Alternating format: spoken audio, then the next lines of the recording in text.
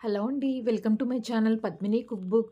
ఇవాళ నేను ఒక మంచి హెల్తీ రెసిపీని చాలా ఇష్టంగా పిల్లలు కూడా వద్దు అనకుండా తినేలాగా చూపిస్తున్నానండి. అదే పాలకూరతో ఫ్రై రెసిపీ చూపిస్తున్నాను. చాలా టేస్టీగా ఉంటుందండి. ఆకుకూరలంటే ఇష్టపడని పిల్లలు గానీ, పెద్దవాళ్ళు గానీ చాలామంది ఉంటారు. ఈ రకంగా ఒక్కసారి ఆకుకూరని ఫ్రై చేసి పెట్టండి. మళ్ళీ మళ్ళీ ఇదే కావాలని అడిగి మరీ తింటారండి. అంత రుచిగా ఉంటుంది. దీనికోసం ఇక్కడ నేను ముందుగా ఒక 2 కట్టల దాకా పాలకూరను తీసుకున్నానండి. 2 పెద్ద కట్టలు అంటే ఒక్కొక్క కట్టలో చిన్న చిన్నవి 4 కట్టల దాకా ఉన్నాయండి. అలాంటివి 2 పెద్ద కట్టలు తీసుకున్నాను. వాటిని కాడలు లేకుండా ఓన్లీ ఆకులు మాత్రమే ఇలా తుంపుకుని బాగా 2, 3 సార్లు శుభ్రంగా కడిగేసి పక్కన పెట్టుకోవాలి. కాడలతో కలిపి తీసుకుంటే ఫ్రై టేస్ట్ బాగోదండి. అందుకని ఓన్లీ ఆకులు మాత్రమే తీసుకుని సన్నగా కట్ చేసుకుని పక్కన పెట్టేసుకోవాలి. ఇప్పుడు ఇందులోకి ఒక పొడి కోసం ఇలా ఒక చిన్న మిక్సీ జార్ తీసుకుని అందులోకి ఒక చిన్న కప్పు దాకా పల్లీలను తీసుకోవాలి. ఇవి నేను ఆల్రెడీ ముందుగా వేయించి పెట్టుకున్న పల్లీలేనండి. తర్వాత 7-8 దాకా ఇలా వెల్లుల్లి రెబ్బల్ని వేసుకోవాలి. ఇంతకు మించి ఎక్కువగా కూడా వేసుకోవచ్చు. వెల్లుల్లి తిన్నా కూడా మనకి డైజెషన్ బాగుంటుందండి. తర్వాత ఒక పావు టీ స్పూన్ దాకా పసుపుని వేసుకోవాలి. అలాగే రుచికి తగినట్టుగా ఉప్పుని వేసుకోవాలి. అలాగే కారానికి తగినట్టుగా ఇక్కడ నేనైతే ఒక 3 టీ స్పూన్ల దాకా కారం వేసుకున్నాను. పాలకూర ఫ్రై కాబట్టి మనకి ఉప్పు కూడా ఎక్కువగా పట్టదండి. ఇప్పుడు వీటిని మెత్తగా పొడిలాగా గ్రైండ్ చేసుకుని పక్కన పెట్టేసుకోవాలి. ఇప్పుడు ఫ్రై తయారు చేసుకోవడం కోసం స్టవ్ వెలిగించి ప్యాన్ పెట్టుకుని అందులోకి ఒక 2 టేబుల్ స్పూన్ల దాకా ఆయిల్ వేసుకోవాలి.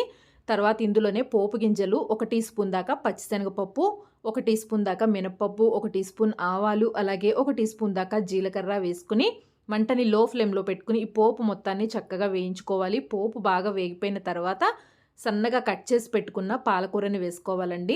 ఇంకా ఇందులో ఉల్లిపాయలు ఏమీ యాడ్ చేయాల్సిన అవసరం లేదు. డైరెక్ట్గా పోపు వేగిన తర్వాత కట్ చేసి పెట్టుకున్న పాలకూరని వేసేసుకోవాలి. ఆకుకూరలు ఎప్పుడైనా కూడా బాగా శుభ్రంగా కడుక్కున్న తర్వాతే మనం కట్ చేసి పెట్టుకోవాలండి. ముందుగా కట్ చేసేసుకుని తర్వాత కడుక్కోకూడదు. అందులో ఉన్న పోషకాలన్నీ పోతాయి. పాలకూర ఇలా వేసుకున్న తర్వాత మంటని మీడియం టు హై ఫ్లేమ్లో పెట్టేసి ఇందులో ఉన్న వాటర్ మొత్తం కంప్లీట్గా ఇంకిపోయే వరకు వేయించుకోవాలి. ఆ వాటర్ అంతా ఇంకిపోయే వరకు మంటని మీడియం టు హై ఫ్లేమ్లో పెట్టేసుకుని వేయించుకోవచ్చండి. ఇక్కడ చూసారు కదా, కొద్దిసేపటికి మనకి పాలకూర అంతా చక్కగా ఉడికిపోయింది కానీ ఇంకా వాటర్ అలాగే ఉన్నాయి. ఇంకా మంటని అలాగే హై ఫ్లేమ్లోనే ఉంచేసి కంప్లీట్గా ఇలా వాటర్ మొత్తం ఇంకిపోయి మనం ఏదైతే పోపుకి వేసుకున్నామో ఆ నూనె మాత్రమే ఉండేలాగా అప్పటి వరకు దీన్ని ఇలా వేయించుకోవాలండి. ఇలా వేగిపోయిన తర్వాత మనం గ్రైండ్ చేసి పెట్టుకున్న పొడిని వేసుకోవాలి.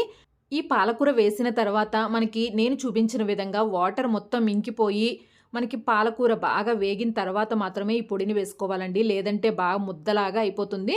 ఈ పొడి వేసిన తర్వాత మొత్తం అంతా కలిసేలాగా బాగా కలుపుకుని ఒక 2 నిమిషాల పాటు చక్కగా వేయించుకోవాలండి. ఆ పచ్చివాసన అంతా పోయే వరకు. అలాగే మనం వేసిన ఆ పల్లీలు, వెల్లుల్లి ఆ ఫ్లేవర్ అంతా పాలకూరకి పట్టుకునేలాగా ఒక 2 నిమిషాలు అలా వదిలేస్తే మనకి వేగిపోతుందండి. ఇక్కడ 2 నిమిషాల తర్వాత చివర్లో ఇందులో కొద్దిగా కరివేపాకుని వేసుకుని ఒకసారి మొత్తం మిక్స్ చేసుకోవాలి. ఇక్కడ చూడ్డానికి ఇలా ముద్దలాగా ఉంది కానీ చల్లారితే మనకి చక్కగా పొడి పొడిలాడుతూ బాగుంటుందండి. మనం వేసుకున్న ఈ పొడిలోనే పాలకూరకి మంచి టేస్ట్ వస్తుంది.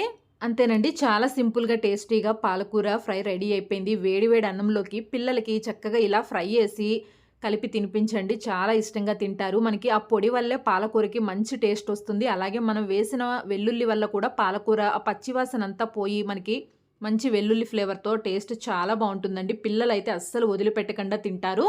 ఇలా మీరు కూడా ఇంట్లో పాలకూర ఉంటే తప్పకుండా ఈ పొడి వేసి ఫ్రై చేసుకోండి. టేస్ట్ చాలా బాగుంటుంది. ఈ వీడియో నచ్చినట్లయితే లైక్ చేయండి. నా ఛానల్ని తప్పకుండా సపోర్ట్ చేయండి. Thanks for watching.